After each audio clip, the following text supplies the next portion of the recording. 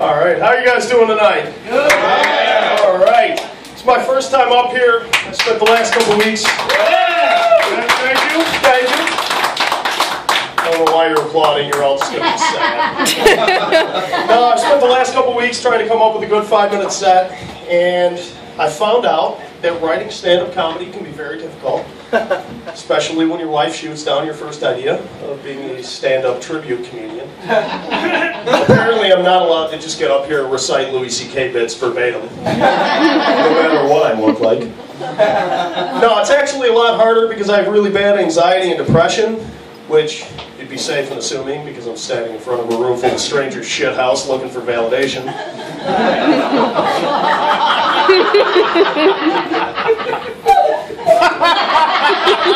No, mostly I'm just really terrible at reading people, and I'll give you an example. It's never more evident than when somebody's asking me if I like a band or a movie, and I say I don't, because what I'm saying is that I'm just not interested in that. But their reaction is inevitably that I just said I just dug up and bent over your favorite dead relative. Which is a really weird reaction to have.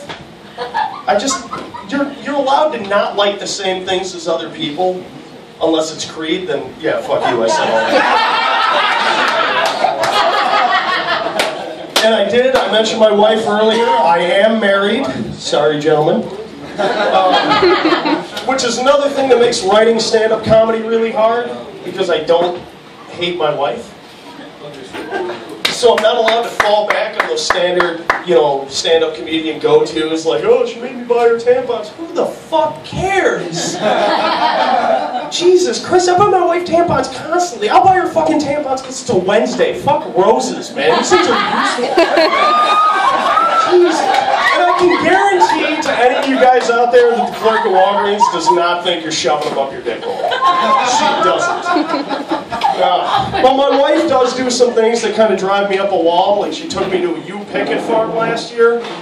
And if you've never been to a ewe picket farm, I'll explain it.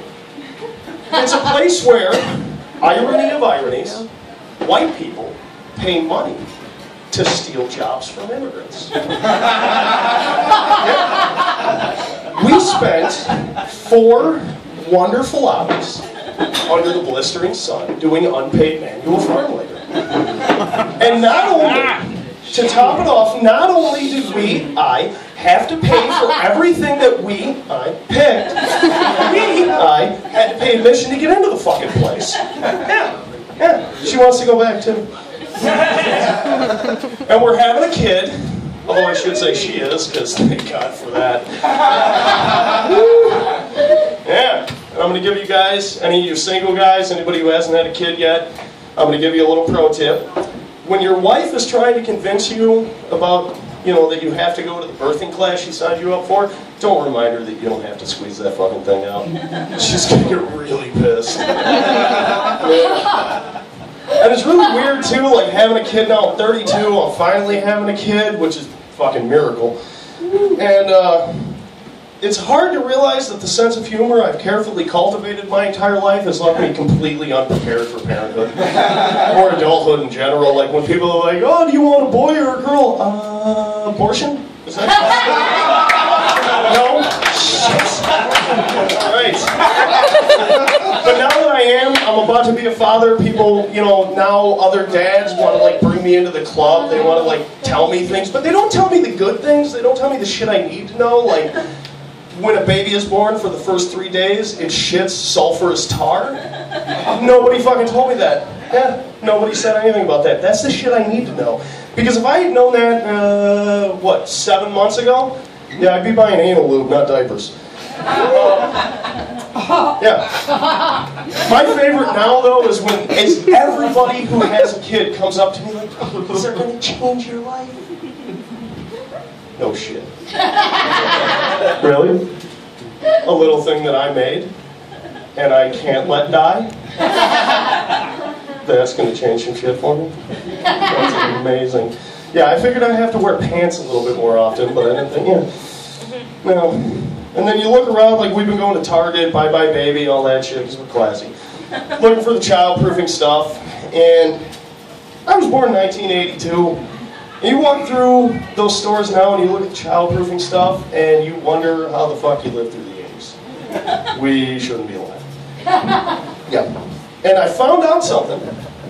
Toilet seat locks exist.